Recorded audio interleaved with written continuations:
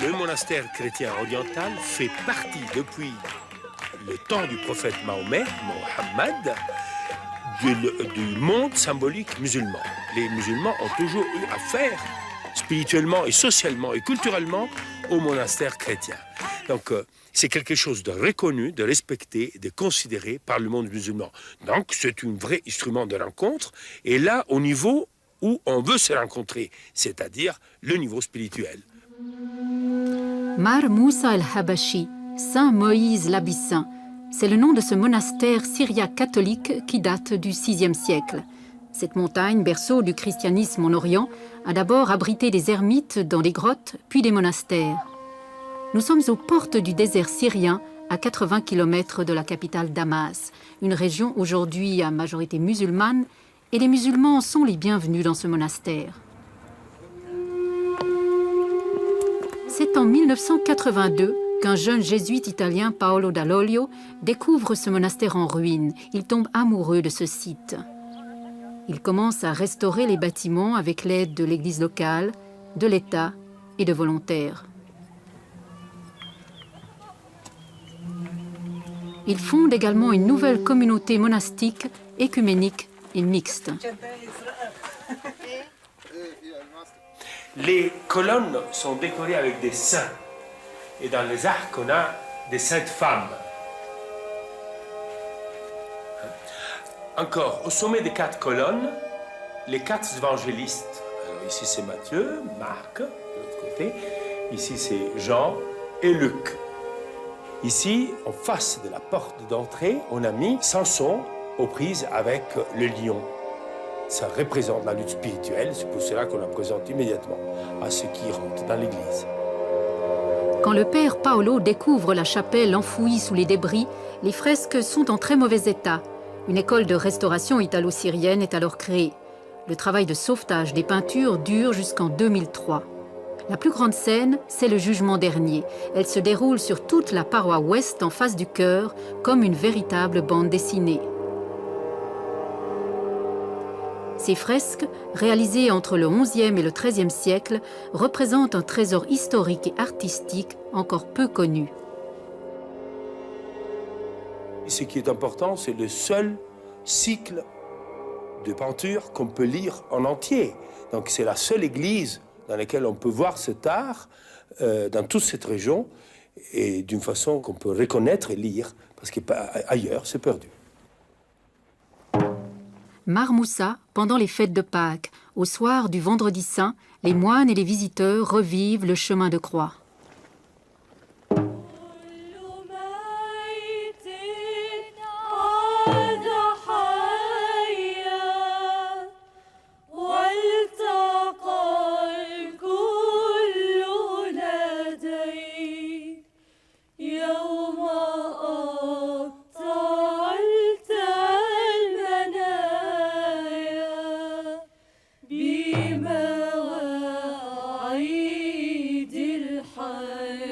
J'avais besoin d'exprimer plus et plus radicalement un désir de contemplation.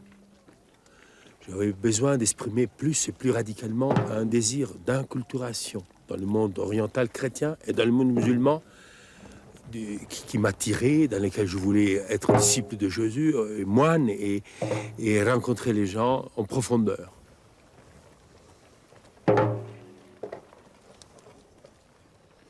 وخرج إلى المكان الذي يدعى الجمجمة ويقال له بالعبرية الجلجثة.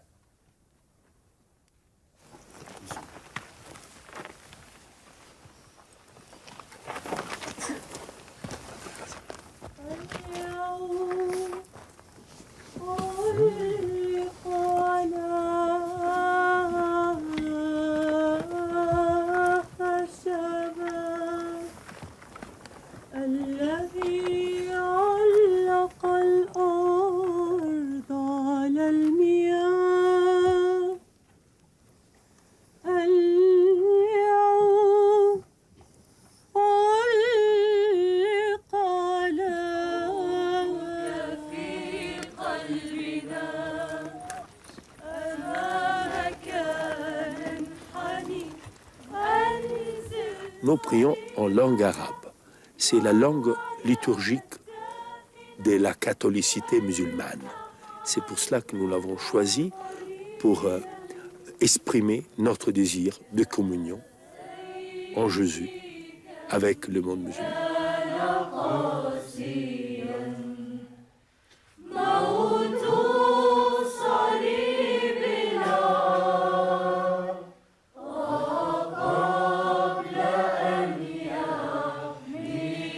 Au terme d'une longue quête spirituelle, Frédéric, un jeune Français, a découvert ici le christianisme. Il a décidé de s'engager dans la communauté. Qu'est-ce qui le retient ici? La vie dans le désert, bien sûr, la vie dans ce cadre extraordinaire, dans cette nudité de la nature, dans ce silence, dans cette nature unie, je dirais. Et puis, il y a aussi le fait que nous, tout en étant retirés, nous sommes une communauté très ouverte sur le monde extérieur. Donc, on ne vit pas en dehors des réalités sociales de notre monde d'aujourd'hui. Mais nous essayons de les vivre autrement, d'une autre manière, en apportant un témoignage, justement, de vie différente. Et ça, c'est notre aspect d'hospitalité qui est inspiré par cette hospitalité abrahamique. Recevoir l'autre, c'est recevoir Dieu. Et il y a quelque chose de très, très, très beau dans cet acte-là, de savoir que les gens peuvent venir et il y a toujours une assiette pour eux, il y a toujours un lit pour dormir et ils peuvent rester tant qu'ils veulent. Hein. Et donc il y a une hospitalité qui est de dire partageons cet endroit, partageons la vie ensemble. Hein, ça, c'est un aspect qui m'a aussi profondément touché. Et puis le dialogue avec l'islam, bien sûr. Hein, d'être une église pour les musulmans, d'être une église qui va vers l'autre, qui va vers l'autre jusqu'au bout de l'autre, qui va vers l'autre pour chercher l'autre, pour connaître l'autre, pour être avec l'autre.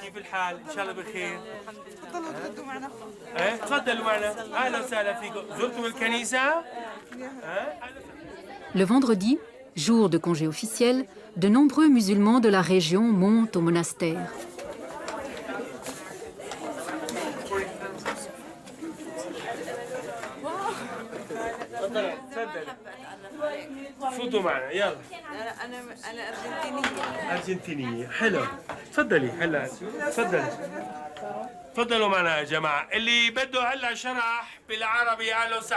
Quelles sont les réactions des musulmans quand ils viennent ici pour la première fois? Vous avez vu qu'il y a un certain étonnement. Pour plusieurs, ils se trouvent chez eux. Le fait qu'ils quittent leurs chaussures à la porte de l'église fait qu'ils reconnaissent le lieu sacré. Ils se sentent, tant que possible, par rapport à nos énergies, ils se sentent accueillis. Hein? Ce n'est pas une visite touristique seulement. Et souvent, ils nous remercient pour ce que nous essayons de faire, pour leur rapprochement.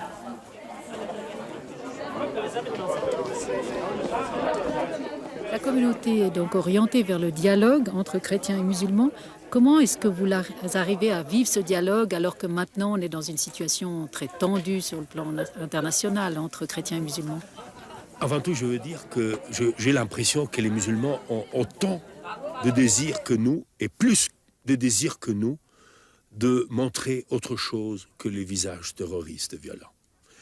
La masse musulmane mondiale a un désir de s'exprimer au niveau des sentiments qui leur sont sacrés, de respect de l'autre, d'hospitalité, de rencontre, de dialogue et de compréhension, qui fait de pair avec nos désirs à nous. Donc moi je vois qu'à ce niveau-là, il y a des deux côtés un grand désir, par la culture, par la rencontre, de dépasser les difficultés d'aujourd'hui.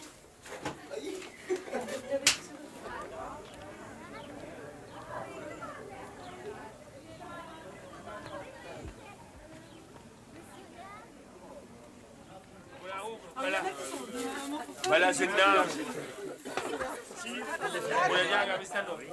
voulez ne pas avoir de monde. Et la mixité, alors comment est-ce que c'est ressenti par les hommes? Parce que c'est quand même en contradiction avec ce qui se vit dans la société orientale. Ah, ça, sur cela aussi, hein, c'est intéressant. Vous avez vu dans les fresques, hein, soit à l'enfer, soit au paradis, les moines et les moines sont à côté les uns des autres. Et il y avait, dans la tradition orientale, il y en a jusqu'aujourd'hui, par exemple en Éthiopie, des monastères dans lesquels il y a hommes et femmes, bien sûr, avec appartements séparés, mais vie commune. Et ça reprend la structure traditionnelle d'une société dans laquelle les hommes ne sont pas capables de vivre sans les femmes. Et les femmes aussi. Donc le fait de s'intégrer dans une seule communauté est souvent un fait donné par la complémentarité naturelle au point de vue des fonctions. Mais nous croyons maintenant, plus profondément, au fait que le dialogue homme-femme, c'est la règle de l'univers.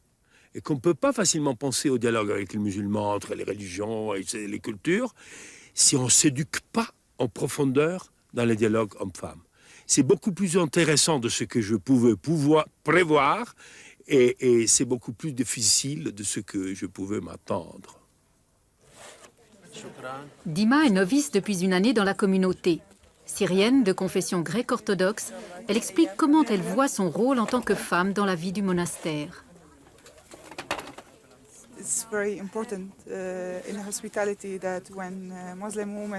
Quand des femmes musulmanes arrivent, c'est très important pour elles que ce soit une femme qui les reçoive. C'est plus facile, c'est quelque chose de très simple, mais cela montre l'importance du rôle de la femme pour notre vocation d'hospitalité. Parfois, c'est très intéressant parce que les femmes musulmanes commencent à discuter avec nous, à se sentir libres, à parler facilement de leur vie. Et des relations chaleureuses se créent, pas seulement avec les musulmanes du reste. Pour les chrétiennes aussi, c'est très important d'être reçues par une femme. Comme dans la vie monastique traditionnelle, l'hospitalité et la vie contemplative sont complétées par le travail en harmonie avec la nature. Chaque jour, le moine Boutros fabrique une quarantaine de fromages de chèvre très appréciés des visiteurs. La communauté essaye de créer un équilibre entre l'élevage de chèvres et l'environnement pour ne pas aggraver la désertification. Elle assure ainsi une partie de sa subsistance, avec aussi un jardin au pied du monastère et l'apport de la basse-cour.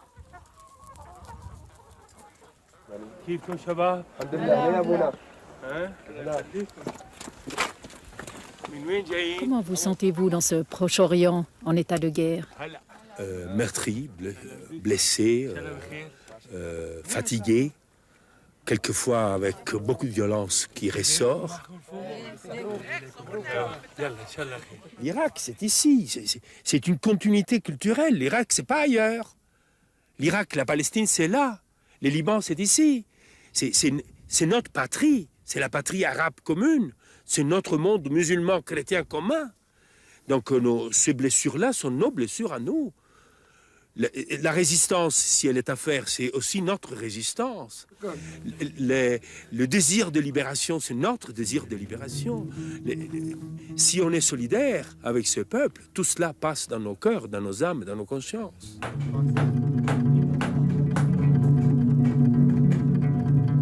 La communauté se veut solidaire des souffrances de tous, chrétiens, juifs et musulmans.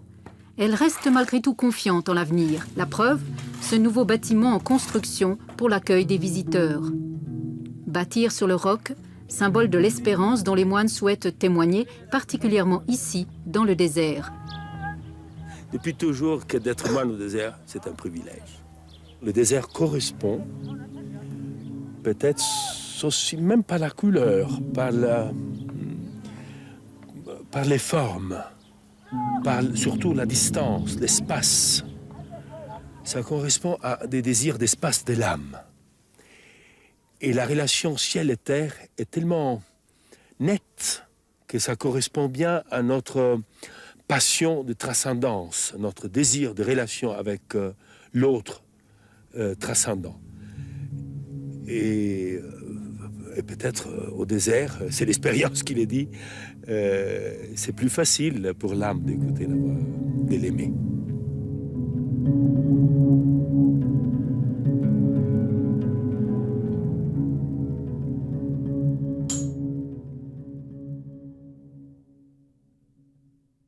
مسيح قام من بين الأموات. Le Seigneur est ressuscité. Dimanche de Pâques, 4 heures du matin. Il est vraiment ressuscité.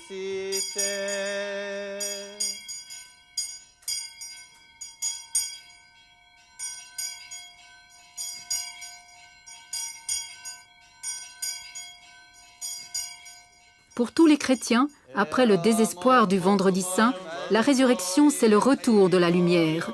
Et à partir de maintenant, ils peuvent proclamer la parole du Christ.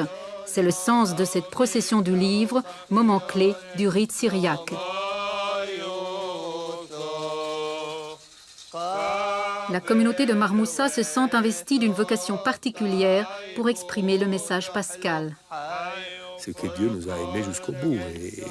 Mais nous voudrions que cela devienne aussi le fait de nous aimer les uns les autres jusqu'au bout. Et cela devient particularité d'amour pour nous. C'est nos amis musulmans, c'est le monde musulman dans lequel nous sommes. Donc c'est la fête de Pâques, la souffrance, la mort, la résurrection du Seigneur, dans la perspective de l'amour de quelques chrétiens pour l'islam, en représentant quelque chose de l'amour de la Mère Église pour tous.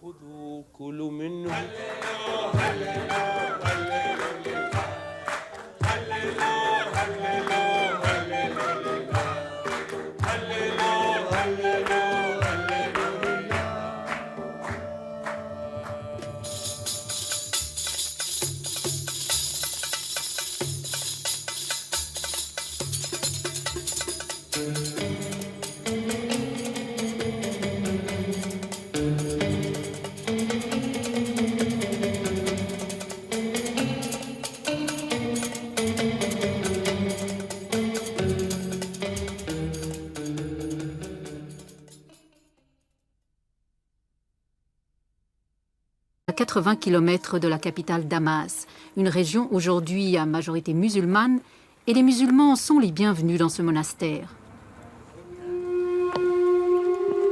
C'est en 1982 qu'un jeune jésuite italien, Paolo Dall'Olio, découvre ce monastère en ruine. Il tombe amoureux de ce site. C'est-à-dire le niveau spirituel. Mar Moussa el-Habashi, Saint Moïse l'Abyssin, c'est le nom de ce monastère syriaque catholique qui date du VIe siècle. Cette montagne, berceau du christianisme en Orient, a d'abord abrité des ermites dans des grottes, puis des monastères. Nous sommes aux portes du désert syrien, commence à restaurer les bâtiments avec l'aide de l'église locale, de l'État et de volontaires. Il fonde également une nouvelle communauté monastique, écuménique et mixte. Les colonnes sont des...